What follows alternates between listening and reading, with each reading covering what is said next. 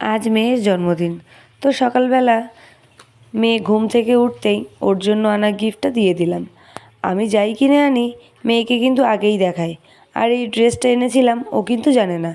তাই আমাকে জিজ্ঞেস করছে যে তুমি কখন কিনে আনলে। আমি জানতেই পারলাম না। জামাটা পেয়ে মেয়ে কিন্তু খুবই খুশি হলো। আর এদিকে দেখো আমার কপালটা কতটা খারাপ।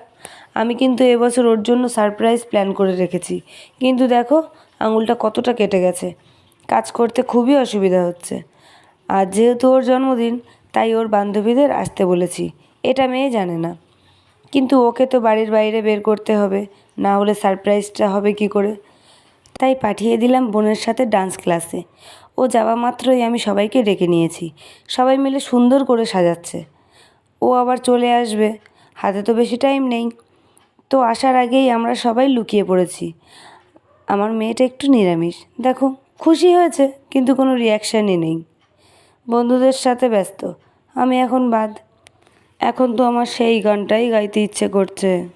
কোন তোমার কেউ ছিল না, ছিলাম শুধু আমি।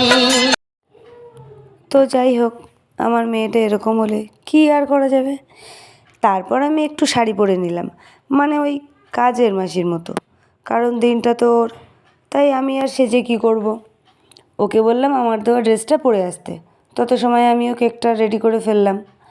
আর এটা নিয়ে এসেছি ড্রেসটার সাথে পরলে মেয়েকে সুন্দর লাগবে তাই। ওর বান্ধবীরা মিলে ওকে পরিয়ে দিচ্ছিল। আজ আর আমায় লাগছে না কোনো কাজেই। তারপর কেক কাটার পর আমায় খাইয়ে দিল।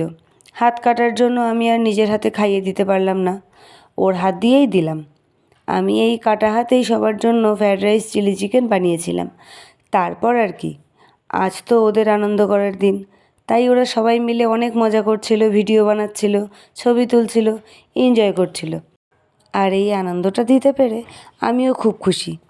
আমরা তো এটাতেই আনন্দ পাই যে আমাদের বাচ্চারা সবসময় হাসি খুশি থাকে, তাই না?